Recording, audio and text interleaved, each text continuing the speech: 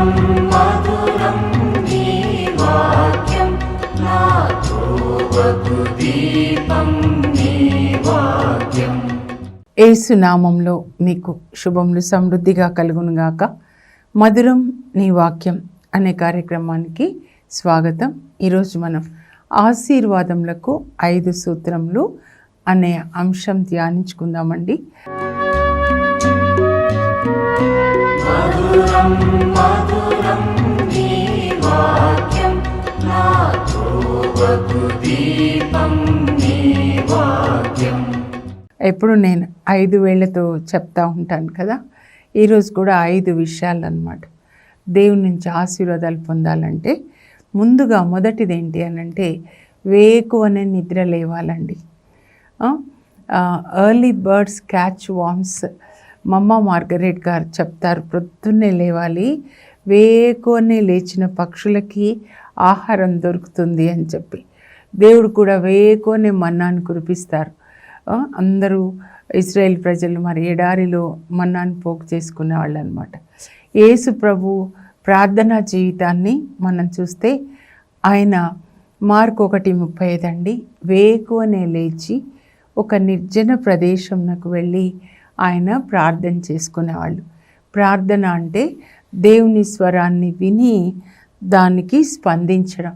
Listening to the voice of God and responding to that voice of God is what is called prayer. Listening and responding is what is called prayer. మరియ తల్లి కూడా Gabriel దూత ద్వారా దేవుని సందేశాన్ని విని దానికి స్పందిస్తారు కదా, అది అన్నమాట వినుట, స్పందించుట ప్రార్థన అంటే. ఓకేనా? వేకువజామున వెళ్ళి ఆయన ప్రార్థించేవాళ్ళు, అంటే దేవుని యొక్క స్వరాన్ని వినేవాళ్ళండి. ఈరోజు నేనేం చేయాలి నాన్న అని వాళ్ళ నాన్నని అడిగేవాళ్ళు. మనం కూడా అలాగే అడగాలి. యెషయా 50:4 అక్కడ యేసు ప్రభు ఏమంటారంటే, ఏదో ఒక గురువు శిష్యునికి బోధించినట్లుగా మా నాన్న ప్రతిరోజు నాకు బోధిస్తారు. నేను నాన్న చెప్పింది విని దాన్నే నేను చేస్తాను. నా తండ్రి ఏం చెప్తాడో దాన్నే కానీ నా సొంతగా నేనేమి చెయ్యను. యోహాన్ 6:38 చెప్తారు, 5:30 చెప్తారు, నేను ఈ లోకానికి వచ్చింది నా తండ్రి చిత్తం చేయడానికి కానీ నా సొంత చిత్తం చేయడానికి కాదు. యేసు బాప్తిస్మంలో కూడా మనం ధ్యానించుకున్నాము.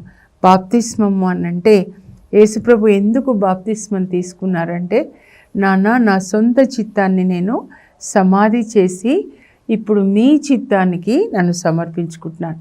ఈ లోకంలోనికి మీరు నన్ను ఎందుకు పంపించారో ఆ చిత్తం ఏదైతే ఉందో మీ ప్లాను దాన్ని నెరవేర్చడానికి నన్ను సమర్పించుకుంటున్నాను. అలా మనం కూడా ప్రతిరోజు లేవగానే బైబిల్ చదువుకోవాలండి. ఆదికాండం 1:1 ముందు ఏముంటుందంటే మొట్టమొదట దేవుడు మన జీవితంలో ప్రతిరోజు లేవగానే మొట్టమొదట దేవుడు. Prayer should be the key of the day and lock of the night. అంటే బైబిల్ చదవడం, ప్రార్థన అంటే నాకు బైబిల్ చదవడమే అన్నమాట. సో కీ అంటే తాళం తెరుస్తాం కదండి, అంటే మన దినాన్ని బైబిల్ చదవడంతో ప్రారంభించి లాక్ ఆఫ్ ద డే అంటే తాళం వేస్తాం, అంటే మన దినాన్ని బైబిల్ చదవడంతో ముగించాలి. అలా మీరు దేవుని స్వరాన్ని వింటూ ఉండండి. అలా దేవునిచే నడిపింపబడిన వాళ్ళు దేవుని యొక్క పుత్రులు విజయాన్ని సాధిస్తారండి. చాలా ముఖ్యమైనది. అందువల్ల యేసు ప్రభు ఈ లోకంలోకి ఎందుకు వచ్చారో అది ప్రతిరోజు, ఈరోజు జక్క ఇంటికి వెళ్ళాలి, సమార్య స్త్రీతో మాట్లాడాలి, వ్యభిచారంలో పట్టుబడిన స్త్రీని కాపాడాలి, 5,000 మందికి ఆహారం పెట్టాలి. ఏది చెప్పారో తండ్రి దాన్నే చేశారు. యోహాన్ 14:10 కడరా భోజన సమయంలో యేసుప్రభు చెప్తారు శిష్యులతో, నేను ఫిలిప్ అడుగుతాడనమాట ముందు, యాక్చువల్గా తండ్రిని చూపించండి మాకు అది చాలు అంటే, అదేంటి ఫిలిప్పు తండ్రిని చూపించమంటున్నావేంటి, నన్ను చూస్తే తండ్రిని చూసినట్లు కాదా, నేను ఏది మాట్లాడినా ఏది చేసినా తండ్రి ఏది చెప్తే అదే చేశాను. అంటే అదే మనకు ఒక సందేశం. యేసుప్రభు జీవితమే మనకు ఒక సందేశం. ఆయన జీవితం అనే పునాది మీద మన ఇల్లు కట్టుకోవాలి. రాతి పునాది అంటే, రాయి అంటే యేసుప్రభు. పనికిరాని రాయిని మూలరాయిగా చేసి క్రీస్తు సంఘాన్ని కట్టారు దేవుడు అన్నమాట. యూదులు పనికిరాని రాయి అని పారవేశారు, కానీ ఆ రాతి మీద దేవుడు మన సంఘాన్ని కట్టారనమాట. సో మీరు అలవాటు చేసుకోనండి దయచేసి. ఆడవాళ్ళకు కూడా నేను చెప్తున్నాను, లేవగానే వంటింట్లోకి పరిగెత్తకుండా చిన్న చిన్న ప్రార్థనలు, ప్రభా ఈ దినమంతా మీ చిత్తమే నెరవేరునుగాక, నేను వంట చేయడానికి లేదా వాక్యం బోధించాలి, టీచర్గా లేకపోతే నర్స్గా, ప్రిన్సిపల్గా, డాక్టర్గా ఏ పని చేయాలో ఆ జ్ఞానం నాకు దయచేయండి. నాలో ఉండి నా ద్వారా మీరు పని చేయండి. మీ కాపుదల దయచేయండి. ప్రయాణంలో వర్క్ ప్లేస్కి వెళ్ళి రావాలి, పిల్లల్ని కాపాడండి. నేను వర్క్ చేసే చోట యజమాన్యాన్ని, అందరినీ, నా కలీగ్స్ని కాపాడండి, మా దేశాన్ని కాపాడండి అని చిన్న ప్రార్థన చేసుకోవాలండి. బైబిల్ చదువుకోవాలి. మంచి కాపరిగా మమ్మల్ని కాపాడండి అని కీర్తన 23 మనం దాన్ని ప్రార్థనగా మార్చుకోవాలి. మంచి కాపరిగా మమ్మల్ని కాపాడు ప్రభు అని యేసు ప్రభు కూడా చెప్తారండి. మత్తయి సువార్తలో గెస్సెమనే తోటలో తన శిష్యులతో చెప్తారు. ముగ్గురిని తీసుకొని వెళ్తారు, పేతురు, యోహాను, యాకోబు అన్నమాట. వాళ్ళు నిద్రపోతుంటే, ఎందుకు నిద్రపోతున్నారు, 1 గంట మేల్కొని నుండి ప్రార్థించండి, శోధనలకు గురి కాకుండుటకై మీరు ప్రార్థించండి. ప్రార్థించేవాళ్ళు శోధనలకి గురి కారు, శోధన వచ్చిన దాన్ని జయిస్తారనమాట. కనుక ప్రార్థన చేయాలి. ప్రార్థన అంటే వాక్యాన్ని చదివి దాన్ని మనం పాటించాలన్నమాట. నా గొర్రెలు నా స్వరాన్ని వింటాయి. బైబిల్ ద్వారా మాట్లాడతారు, అంతరంగంలో మాట్లాడతారు. ఇలా దైవజనుల ద్వారా దేవుడు మాట్లాడినప్పుడు దాన్ని వినండి, వేకువనే ప్రార్థించి తర్వాత మీ పనిని చేసుకోండి. మీరు ఈ లోకంలో గొప్పవాళ్ళు ఎవరిని చూసినా కూడా వాళ్ళు వేకువనే లేచే అలవాటు కలిగి ఉంటారండి. గొప్ప గొప్ప వాళ్ళు, గాంధీజీ, మన దేశంలో రతన్ టాటా గారు, అబ్దుల్ కలాం గారు, ఇప్పుడు మన ప్రైమ్ మినిస్టర్ గారు, లేకపోతే మీ చుట్టూ ఉన్నవాళ్ళు, diligence and divine blessing result in success. Diligence అంటే కష్టపడి పంచాలి, తర్వాత దేవుని యొక్క ఆశీర్వాదం కూడా ఉండాలి. దేవుని యొక్క నీతి మార్గంలో మనం ప్రయాణం చేయాలండి. సాతాను మార్గంలో ప్రయాణం చేసేవాళ్ళు, చీకటి అవినీతి మార్గంలో గబాల్న వాళ్ళు ఉన్నత స్థానానికి వెళ్ళిన ఒక పెద్ద లెబానోను వృక్షంలాగా, కానీ కూకటి వేళ్లతో కుప్పకూలిపోతారండి.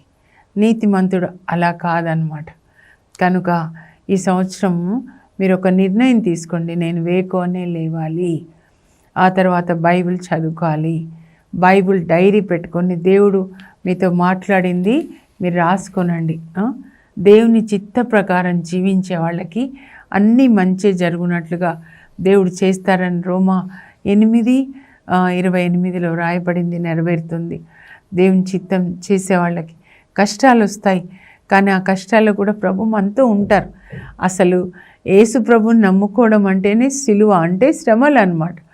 అందువలనే యేసు ప్రభు ఎట్లా సిలువని మోసాడో, శ్రమలని ఆయన హత్తుకున్నాడో, అలాగే మనం కూడా మన సిలువని ఎత్తుకొని మనల్ని మనం త్యజించుకొని, లూకా 9:23 అంటే మన శరీర వాంఛలన్నీ సిలువ వేసుకొని మన సిలువ ఎత్తుకొని, యేసు ప్రభు దేవుడు తనకిచ్చిన సిలువ ఎత్తుకున్నారు, మనకు కూడా సిలువలు ఇస్తారండి.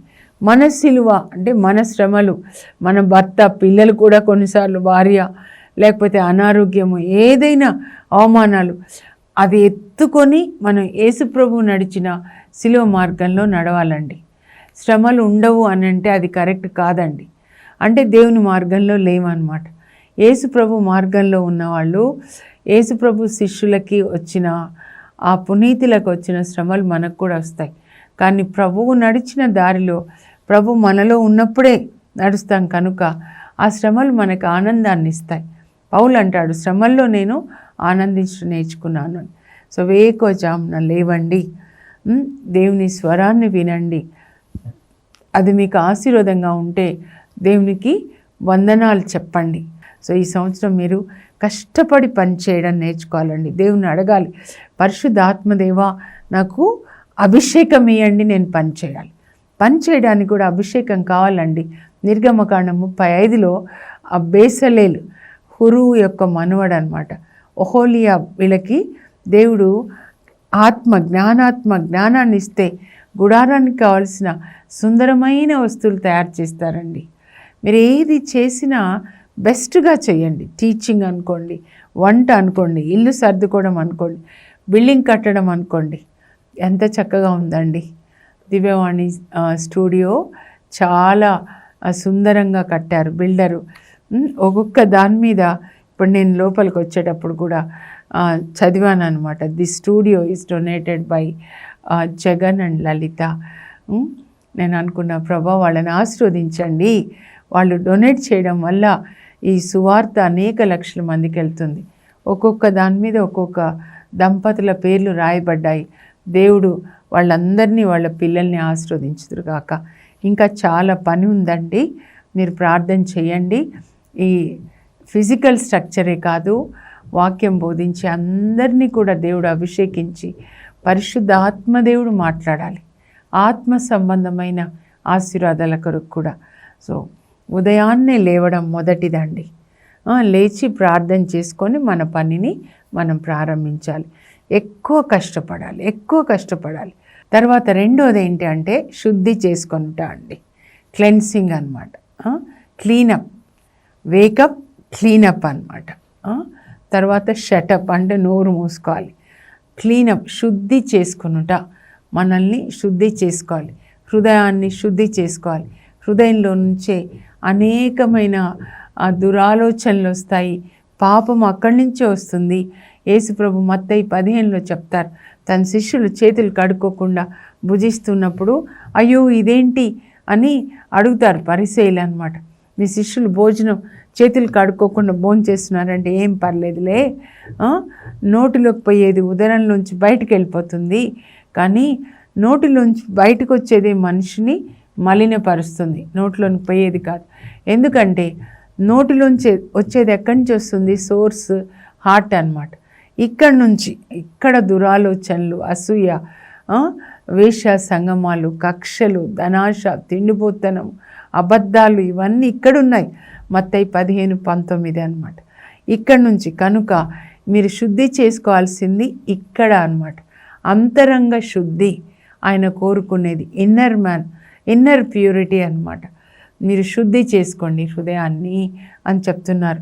మత్తయి 5:8లో హృదయ శుద్ధి గలవారు ధన్యులు, వారు దేవుని దర్శింతురంటే పరలోకానికి వెళ్ళి అక్కడ దేవుని ముఖాముఖి దర్శించుకుంటారనమాట. పసిపిల్లలాగా మారాలంటే పసిపిల్లల హృదయం ఎంత పరిశుద్ధంగా ఉంటుంది. కపటం ఉండదు కదండి, నటన ఉండదు, వాళ్ళు మోసాలు చేయరు, అబద్ధాలు ఆడరు, ఒకరిది దోచుకోరు. అలా పసిపిల్లల్లాగా మారిన వాళ్ళే పరలోకానికి వెళ్తారు. అలాంటి హృదయం కలిగి ఉండాలి. పసిపిల్లల్లాగా చెప్తే విధేయిస్తారు. దేవుడు చెప్పిన దాన్ని మనం కూడా విధేయించాలి. మనం ఎప్పుడూ దేవునికి పసిపిల్లలే అన్నమాట. బైబిల్ గ్రంథం అంతా పసిపిల్లల కొరకు. యేసుప్రభు తన శిష్యులను కూడా పసిపిల్లలు అంటారనమాట. లూకా 10:21లో, నాన్న ఈ పసిపిల్లలకు ఈ యొక్క జ్ఞానం నువ్వు బయలుపరిచావు, పరలోక జ్ఞానం, పరలోక రాజ్యంను గురించిన రహస్యాలు విజ్ఞానులకు, వివేకులకు దీన్ని మరుగుపరిచావు అని అంటారనమాట. సో మనం హృదయ శుద్ధి చేసుకోవాలండి. దేంతో శుద్ధి చేసుకోవాలి మన హృదయాన్ని అంటే యేసుప్రభు వాక్యము, యేసుప్రభు రక్తం అండి. శరీరాన్ని నీళ్లతో, సబ్బుతో కడుక్కుంటాం కదా. సో ఇక్కడ దేవుని యొక్క వాక్యము సబ్బు లాంటిది. మలాకి 3:2 చెప్తాడు. అలాగే దేవుని యొక్క వాక్యము నీళ్ళు అన్నమాట, మనల్ని శుద్ధి చేస్తాయి. యోహాన్ 15:3లో యేసుప్రభు అంటారు శిష్యులతో, నేను మీతో చెప్పిన మాటల వల్ల మీరిప్పుడు శుద్ధులైతిరి. యేసుప్రభు యొక్క వాక్యము మనల్ని, అంతరాత్మని శుద్ధి చేస్తుందండి. ఎజెకియేల్ 36:25 నేను మీ నుండి మలినాన్ని తీసేస్తాను, రోత పుట్టించే విగ్రహాలు ఇక్కడ ఉన్నవన్నమాట. గర్వము, త్రాగుబోతనము, అసూయ, గలతీ 5:19 నుంచి ఉంటుందన్నమాట. విందులు, వినోదాలు. ఇప్పుడు యవ్వనస్తుల్ని చూస్తుంటే ఏడుపు వస్తుందండి. ఎప్పుడు విందులు, వినోదాలు, రాత్రులు బయటికి వెళ్ళడం. ఏంటి పరిశుద్ధాత్మ లేనప్పుడు, సాతాను పుత్రుడు, దేవుని పుత్రుడు హృదయంలోనే లేనప్పుడు, దేవుని వాక్యం లేనప్పుడు, సాతాను పుత్రుడు క్రీస్తు విరోధి, యాంటీ క్రైస్ట్. అంటే క్రీస్తు ఆపోజిట్ ఆఫ్ క్రైస్ట్ అనమాట. యాంటీ క్రైస్ట్ అంటే అంతే కదండి. క్రీస్తుకి వ్యతిరేకమైన లక్షణాలు కలిగి ఉంటాడు. దేవుని పుత్రుడు క్రీస్తు ఎంత ప్రేమ కరుణామయుడో, ఈయన అంత ద్వేషి. ఈయన ఎంత పరిశుద్ధుడో, ఈయన అంత పాపి అన్నమాట. పాప పురుషుడు. 2 తెస్సలోనిక 2 ఈయనను గురించి రాయబడి ఉంటుంది. దుష్టుడు అని పిలుస్తాడు అక్కడ పౌలు అన్నమాట. ఈయన మొదటి పని ఏంటంటే మన హృదయంలో నుంచి దేవుణ్ణి తీసేయడం, అంటే ప్రేమను తీసేయడం, కరుణను తీసేయడం, నీతిని తీసేయడం. దేవుడు అంటే ప్రేమమయుడు, నీతిమంతుడు, కరుణామయుడు, క్షమాకరుడు కదండి. ఈ లక్షణాలన్నీ కూడా తీసేస్తాడు. దేవుణ్ణి తీసేసి తాను కూర్చుంటాడనమాట. తనేంటి అనంటే దేవుడు ఎంత విధేయత కదా యేసు ప్రభు, ఈయన అంత డిసొబీడియన్స్ అన్నమాట. ఈయన ఎంత ప్రేమ క్రీస్తు, ఈయన అంత ద్వేషం అన్నమాట. మన హృదయంలో నుంచి ఇవన్నీ కూడా తొలగిస్తాడు. అయితే మనం యేసు ప్రభుని అడగాలండి. ఇవన్నీ కూడా ఏమైతే ఉన్నాయో, అసూయ, ద్వేషం, గర్వము, సోమరితనం, తిండిపోతనం, ఇవన్నీ తీసేయండి ప్రభా. ఆయన మన హార్ట్ సర్చర్, హృదయాన్ని పరిశోధిస్తాడు, హృదయాన్ని శుద్ధి చేస్తాడు. డాక్టర్ జీసస్ మనలో ఉన్న బ్లాక్స్, లోపల ఉన్న మలినమంతా తీసేస్తాడనమాట. యేసు ప్రభుని అడగాలి, ఇదంతా తీసేయండి, శుద్ధి చేయండి.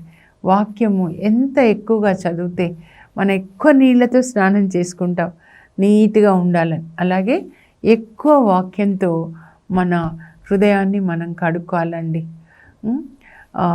వాక్యంతో నేను మిమ్మల్ని కడుగుతా అంటాడు. ఉదక స్నానం ఎఫెసీ 5:26లో భర్త తన భార్యని దేవుని వాక్యంతో శుద్ధి చేయాలి. యేసు ప్రభు కూడా మనల్ని వాక్యంతో శుద్ధి చేస్తారు. 2 రాజులు 5 అధ్యాయంలో మరి నామాన్ వస్తాడు సిరియా నుంచి. దేవుడు చెప్తారు ఎలీషాతో, ఆయనని యోర్దాన్ నదిలో 7 సార్లు మునిగితే స్వస్థత అని.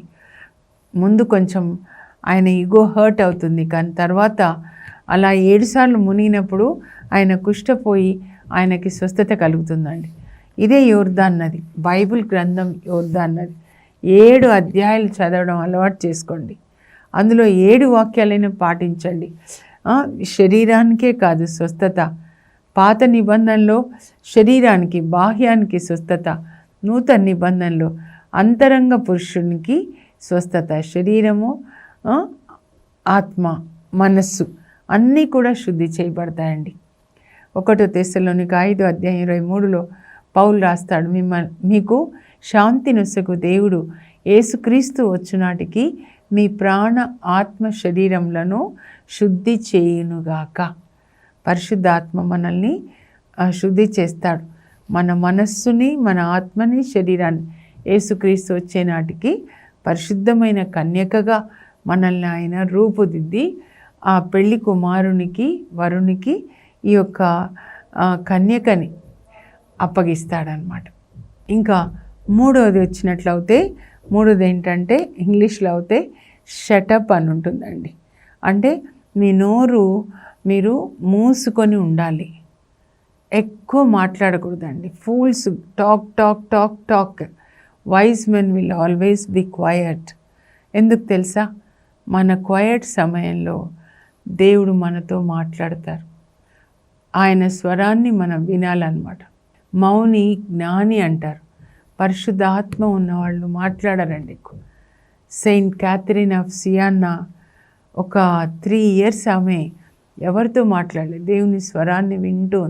దాన్ని ధ్యానం అంటారనమాట, ఎక్స్టసీ అంటారు. దేవుని ఆత్మ మన ఆత్మతో మమేకమైనప్పుడు అప్పుడు దేవుని ఆత్మ మన ఆత్మతో మాట్లాడుతూ ఉంటారు. నా గొర్రెలు నా స్వరాన్ని వింటాయి.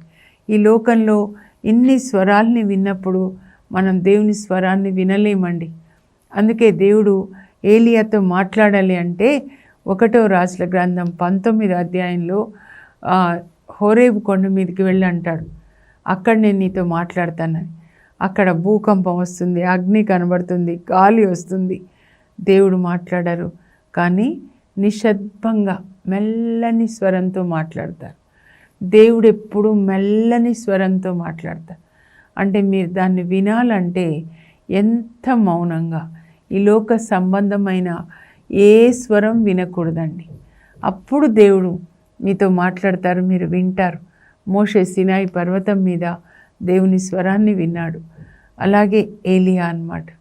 అలాగే యోహాన్ పద్మాసు ద్వీపంలో దర్శనాల్ని చూశాడు, దేవుని స్వరాన్ని విన్నాడు. ఒక గ్రంథం, ప్రకటన గ్రంథాన్ని రాశాడు, రెవల్యూషన్ అన్నమాట. ఈ ఎక్కువ మౌనంగా ఉండడం నేర్చుకోనండి. ఊరికే మాట్లాడకండి. మీరు మీ నాలుక అదుపులో పెట్టుకోవాలి. సామెతల గ్రంథంలో 18:20లో 21 కూడా, నరుడు తన నాలుకను ఎలా వాడుకుంటాడో ఆయన జీవితం అలాగే ఉంటుంది. నరుడు తన నాలుకని ఎలా వాడుకుంటే ఆయన జీవితం అలా ఉంటుంది. నాలుకని బట్టి నరుని జీవితం ఉంటుంది. మరణము జీవము నాలుకలో ఉంటుంది. మీ నాలుకలోంచి మంచి మాటలు రావాలండి, జీవం గల మాటలు. దేవుడు మీకు మంచి ఆరోగ్యాన్ని ఇచ్చుదురుగాక, మీకు శాంతి కలుగునుగాక, మీకు స్వస్థత కలుగునుగాక, కలిమి సంపద మీ ఇంట్లో ఉండునుగాక, దేవదూతలు ఎల్లప్పుడూ మిమ్మల్ని కాచి కాపాడుదురుగాక, మిమ్మల్ని దేవుడు ఆనంద తైలంతో అభిషేకించుదురుగాక, మీరు కోల్పోయిందంతా దేవుడు మీకు తిరిగి ఇచ్చుదురుగాక, మీ పిల్లలకి బంగారు భవిష్యత్తు ఇచ్చుదురుగాక, మీ పిల్లల వివాహాలు ఈ సంవత్సరం దేవుడు ఆయన చిత్త ప్రకారం జరిపించుదురుగాక. అలా అన్ని మంచి మాటలు. మా దేశంలో దేవుని యొక్క సన్నిధి ఉండును, దేవుని శాంతి ఉండునుగాక, అందరూ శాంతి సమాధానములతో చీకు చింత లేకుండా ఆరోగ్యంగా ఆనందంగా జీవించుదురుగాక. అలా నాలుకతో మనం ఆశీర్వదించినప్పుడు అది మనకి తిరిగి రెండంతలుగా వస్తుంది. కనుక ఊరికే మీరు నోటికి ఏదొస్తే అది మాట్లాడకండి. మత్తయి 12:36లో యేసు ప్రభు చెప్తారండి, ఏంటి అంటే, తీర్పు దినాన ప్రతి వ్యక్తి తాను వ్యర్థంగా మాట్లాడిన ప్రతి మాటకి కూడా లెక్క చెప్పాలి. నీ మాటల వల్ల నువ్వు దోషం నిర్దోష అవుతావు. మాటల వల్ల నరకానికి వెళ్ళిపోతారండి. మోషే వాళ్ళ అక్క మిరియం గొనుగుతుంది తమ్ముడి మీద, అప్పుడు ఆమె కుష్టి వస్తుంది. సంఖ్యాకాండం 12లో కనుక మీరు ఇతరుల గురించి చెడుగా మాట్లాడి రోగాలు తెచ్చుకోద్దండి. తీతు 3:2లో ఎవరి గురించి మీరు చెడుగా మాట్లాడదు, అందరితో స్నేహపూర్వకంగా శాంతంగా ఉండండి. ప్రార్థన చేసుకునే ముందు ఈ 5 మాటలు కూడా నేను చదువుతాను, మీరు స్క్రీన్ మీద చూసి రాసుకొనండి. తెలుగు ఇంగ్లీష్లో కూడా నేను చదువుతాను. మిగతా 2 రేపు మనం ధ్యానించుకుందాం. ఓకేనా? ఆశీర్వాదంనకు 5 సూత్రములు. వేకువనే నిద్ర లేచుట. 2వది శుద్ధి చేసుకొనుట, హృదయ శుద్ధి చేసుకొనుట. 3వది నోరు మూసుకొని ఉండుట, దేవుని స్వరాన్ని వినుటకు. 4వది విశ్వాసంలో నిలబడుట, విశ్వాసంలో దృఢంగా నిలబడుట. 5వది పైకి చూచుట. ఇంగ్లీష్లో 5 principles of blessings. Wake up early, begin your day with prayer, clean up, cleanse your heart with the word of God, shut up, shut your mouth and stand up in faith, look up, depend on God, trust God not man. ఈ 5 మనం పాటిద్దామండి. అప్పుడు మనకి ఆశీర్వాదాల వర్షాన్ని దేవుడు కుమ్మరిస్తారు. ఇప్పుడు ప్రార్థన చేసుకుందాం. పరలోకపు మా తండ్రి, నీ పరిశుద్ధ నామం నాకు స్తోత్రం కలుగునుగాక. ప్రభువా యేసయ్య, మీరు ఎలా మీ తండ్రి స్వరాన్ని విని దాన్ని చేశారో మేము కూడా మీ స్వరాన్ని వినాలి. మీరు బైబిల్లో ఏది చెప్పారో దాన్ని మేము చదివి విని పాటించడానికి మాకు పరిశుద్ధ ఆత్మనివ్వండి. వేకువనే లేచి కష్టపడి పనిచేయడానికి కృప దయచేయండి. మీ వాక్యంతో అలాగే మీ రక్తంలో మమ్మల్ని కడగండి ప్రభువా. యేసు రక్తం మమ్మల్ని ప్రతి పాపం నుంచి కడిగేస్తుంది అని వ్రాయబడి ఉంది. కనుక మీ వాక్యంతో మీ ఈ యొక్క రక్తంలో మమ్మల్ని కడిగి శుద్ధి చేయండి. అలాగే మా నాలుక నాయన మీలాగా ఆశీర్వదించే నాలుకగా, కరుణ కలిగిన మాటలు మాట్లాడే నాలుకగా మా నాలుకని ఆశీర్వదించండి. యేసు పరిశుద్ధ నామంలో అడుగుచున్నాం తండ్రి, ఆమెన్. వేకోనే లేచి ప్రార్థించుకొని దినమంతా కష్టపడి పనిచేసే కృపని, అలాగే పరిశుద్ధంగా మీ దేవుడు పరిశుద్ధుడైనట్లే మీరు పరిశుద్ధులై ఉండండి అని పేతురు రాశాడు. పరిశుద్ధంగా ఉండే కృపని, అలాగే నాలుక ఇతరులను ఆశీర్వదించడానికి, దేవునిలాగా మాట్లాడడానికి, చెడు మాటలు మాట్లాడకుండా ఉండడానికి దేవుడు మన నాలుకని శుద్ధి చేయుదురుగాక. God bless you. Have a blessed day.